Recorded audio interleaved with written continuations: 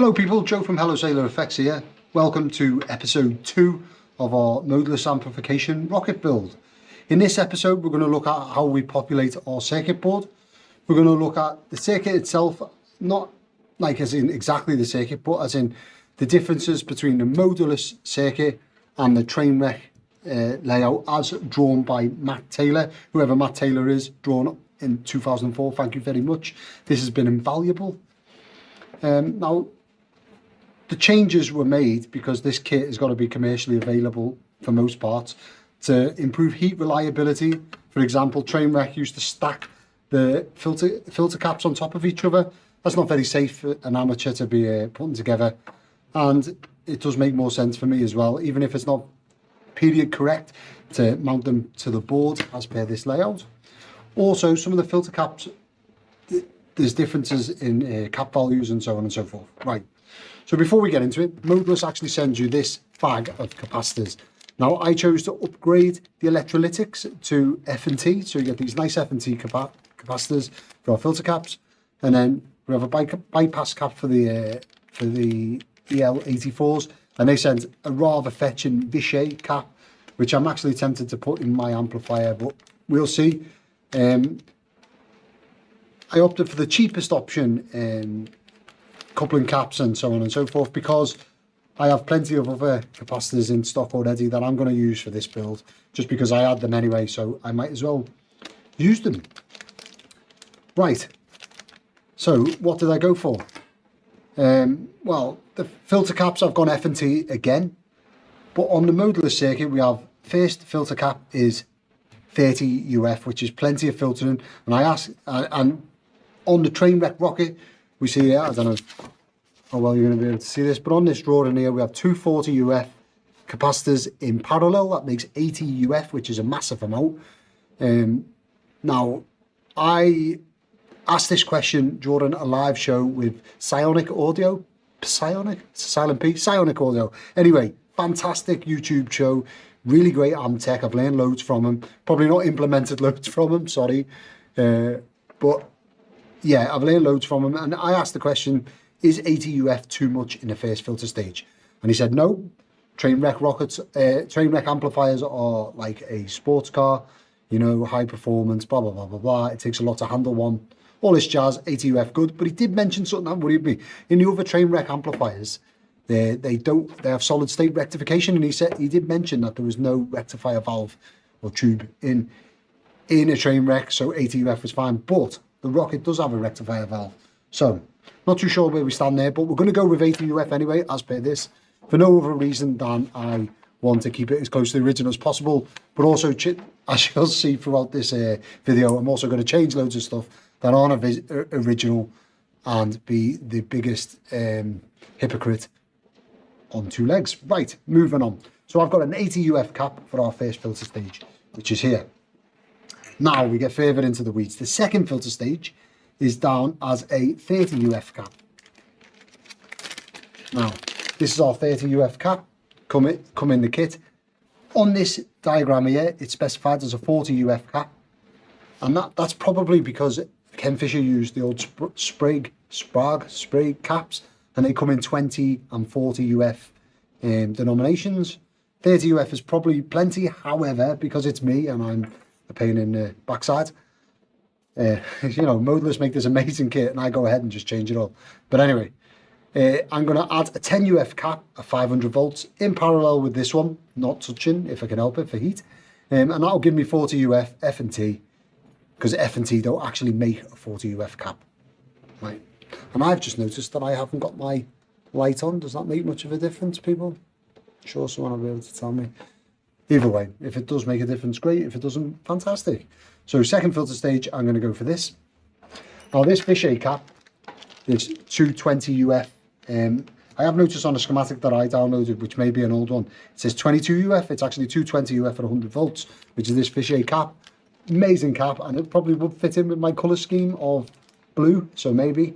But anyway, I managed to find this 220 UF 300 volt F&T cap, which is massive, overkill, whatever, but I'm going to go with that. I think in my amplifier I used the Vichy for the one that I'm building to sell at the guitar show. So yeah, there's that difference. Also, the preamp filter stages, so B plus, the last three stages of B plus are filtered with a 16 UF cap in the modeless lineup, which is ample filtration. In fact, sometimes less is more when it comes to filters. However, Trainwreck used 20 UF. I can't get 20 UF, so I've got 22 UF F&T caps. I'm going to go with these because why not?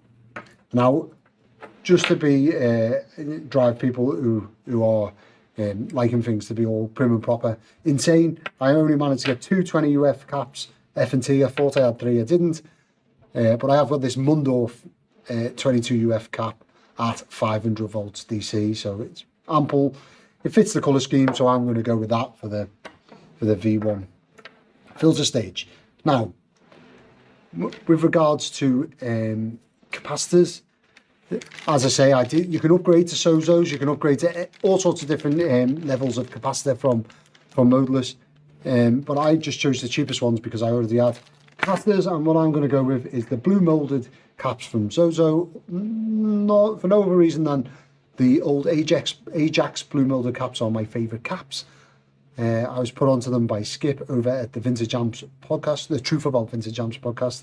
Skip and Jason, probably the best podcast that you'll find to do with amplifiers simply anywhere. Usually what happens is Skip will say, oh, stand by, people are going to get bored, and then pass on some information that is utterly brilliant that, for me, I'll pause the episode and then get the pen out and start writing down. But anyway, so I'm going to go with blue molded caps for most places. I couldn't find a blue molded cap for this 4.7 NF here, but I did go Sozo, and I went for the mustard copy caps. Bypass caps for V1 and V2. Now, okay, in this schematic here, V1 has a 22 UF bypass cap, same as most amplifier preamp valves would. V2, it says it's optional, so it'll add more gain and more volume. I'm going to put it in when I build it at first. If I feel like it doesn't sound good or I don't like it, I'm going to remove it. I was thinking about putting it on a switch, but we'll add it in and then we'll see. Bypass caps, I'm not sure which ones come with the modeless kit. I can't see them at the minute, but it doesn't matter because I have bought these, which are Jupiter condenser. They are. This is where I contradict myself. So there's actually 25 UF caps, not 22, but I don't think when we get up there, I think we're already amplifying the full frequency once we get to that point. Anyway, don't know, but anyway, I'm going to go with them, and why not? And then for our silver mica caps, I've got this style just because I had them in stock. They're a bit more expensive, and the values are slightly different because in the modeless kit, again, I did speak to Michael at Modeless, and he said, you know, these values basically make no difference, but whatever. He's got 470 PF down here, and I've got 500 PF on that stage, and then over here we've got 47 PF and I've got 50 PF, and up here he's put 47 PF, but I'm using 100 PF because I'm following this schematic here for one of the Trainwreck Rockets. Of course, Ken Fisher made them all individual for various people. Right, with that out the way, when we come to wire the board up or attach the board, I'm going to start at this end over here, just because I'm using that extra cap and I want to make sure that there's enough room to fit it in. So I'm going to place this cap in first, so then I can see if there's enough room to get them all in there. Right, let's get going. Okay, so in the little interim there, I managed to spill coffee down my white shirt. Hopefully I don't get cold out. I'm duty today, and well, let's move on. So like I said, this cap here is going to be a 40 UF, so I'm going to have to stack two caps together, which will be a 30 UF and a 10 UF cap. Don't really want them to touch each other for heat reasons, even though Ken Fisher actually stacked the caps on top of each other off board. So maybe it might not be that much of an issue, but we shall see. And then, of course, I need to squeeze this cap in here, and I want to make sure that they all fit nicely. So I'm going to fit this one first and then move down the line that way. When I'm fitting these caps to the board, I'm actually going to use some of this stuff, which is electrical grade silicon. I know people like Psionic Audio, you're probably not going to like that I'm doing that, but I am doing it, so apologies.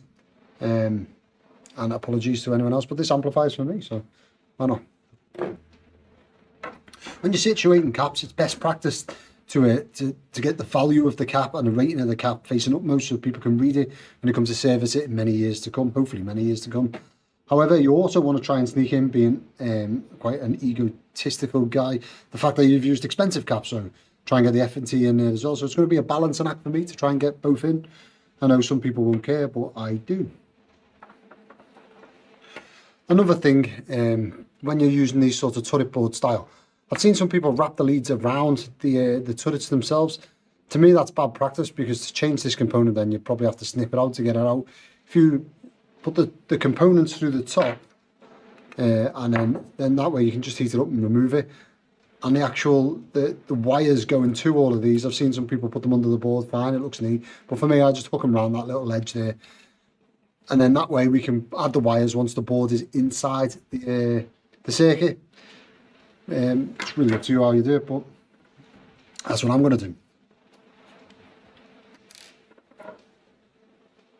You don't need loads of this stuff, just a tiny little bit, just to hold the cap in place, make sure it's not going to go anywhere in the future. I mean, so far I've been building amplifiers to go to sea with me, so they get rattled around a little bit. Just want them to be able to survive that.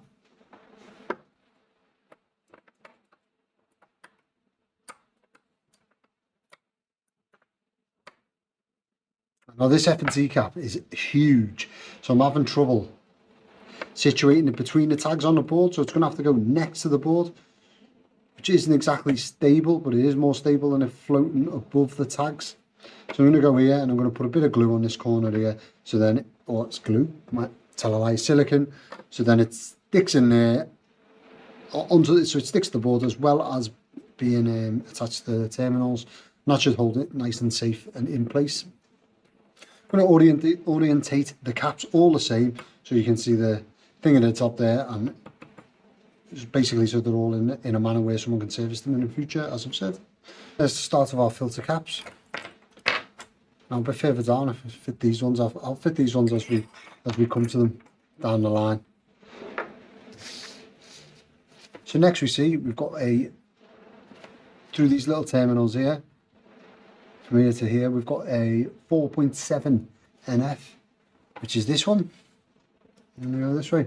I'm just going to go through now and populate all of these caps through the board. Okay, so here's a little snag that I've encountered.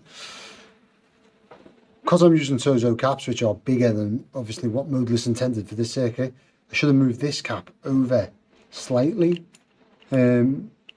just to give a bit of space for the Sozo to fit in without fouling it, because the heat from this cap is obviously going to emanate into this, cause wear and tear over time. So what I'm going to do is I'm going to try and reform the leads of this cap without snapping them, and fit it so then there's a little bit more space for the modeless, for the Sozo. Right guys and girls, sorry about that, little bit of an interim. I totally forgot to bring solder, so my awesome wife drove to the base and dropped it off along with a packed lunch and some other snacks and stuff. I'm just throwing it around the place. So that was nice. What can I say, I'm a lucky man. Now while we've been gone, I carried on working that problem with the caps being too close to each other. I've managed to get an air gap around every cap. I fitted some dropper resistors, some other resistors here, and these Sozo caps. Again, I'm running into a problem where this board is designed for the capacitors that are supplied, oddly enough, surprisingly enough even, yeah. So it's a squeeze to get these in, and you'll notice that there are, I can hear Lyle from Psionic Audio literally turning in his sleep now. There's some tack holders, well I say tack holders, there's some mechanical connections made for resistors here and here, just so that I can fit them in, because the caps that I'm using aren't meant for this board, or this board isn't meant for the caps I'm using, whichever way around you want to think about it. Anyway, so that's where we are. Also, another little one, it makes Probably no difference. This is something that the Truth About Vintage Amps podcast has brought to my attention recently. So these caps have an inside and an outside foil. The Sozo ones have a line to mark it up. Now this line, you want to go to the low impedance side. Now probably it's not going to be audible in an amplifier, maybe not, I don't know. But if you do them the opposite way around, you can increase the noise level of the cap, the noise floor of the cap. I have seen a video that the Truth About Vintage Amps podcast posted on an oscilloscope, and you can see a difference. Whether that translates, I don't know. Either way, I'm orientating these so then they go the way round. That is going to induce least noise as per that whole scenario. Right, so that's where we are anyway. I'm just getting over this this terminal here, which is right here, where we've got a 1.2K, 2.1 megs, and a 4.7 going in between these two caps, which is a bit of a nightmare, but I think I've got past it. Just not had the 4.7 on. Let's go. Just had to check what value these capacitors are, because it doesn't really say on them too well. It does say some stuff, but not enough. The again, wateringly expensive silver mica caps made in the UK. I bought them because they were blue and they matched my little colour theme going on here of blue and red. That's as good a reason as any, I suppose. That's here, which is the 10K drop-in resistor from the B Plus for V2. Now on the schematic here, it's got a 10K resistor. There they are, nice big stout resistors, which are great. However, I spoke to Michael from Modulus again regarding the value of that cap. Ken Fisher used 9.1, and we're talking about splitting hairs here because we're using a different power transformer to Ken did. You know, it's probably not going to make that much difference. However, I'm going to use a 9.1K just because I have them, and why would I not use them if I've got them? These are the 9.1Ks I've got. They're well within spec. They look smaller, but yeah, they're from Japan. Whether that makes a difference or not, I don't know. Right, people, so we've had a few more camera issues. I've moved things along while my camera's been updating or doing some different things. Coincidentally, I'm going to move away from GoPro soon, but there you go. I've managed to finish the board. All we did was install the last filter cap and its bypass cap and resistor. There we are. I don't know if we can get that in view. So this is going to be it. I also, on the bottom, I've added all of the bottom wires, which is basically just joining up the B plus and the AF terminals. So the next step now is to move inside the chassis and start wiring things up before I install this. Before we break for this video, I'd just like to talk about wire or cable, whatever. Modulus give you this massive bag of all Gucci cables, real nice, Teflon covered, whatever, cable, nice and thick, brilliant. However, I already had some cloth covered cable. It's single core, which I know lots of Amtecs hate. I'm very sorry, Amtecs out there. I know you hate single core, but I really like working with it. I like how it looks. I'm going to keep using it for my amp anyway. I mean, it's not for anyone else, I suppose. Also, I've got heater wire, again, cloth covered. This is 18 gauge, this is 20 gauge. Yeah. If you like this video, please like and subscribe. Also watch the previous and next installment. Cheers.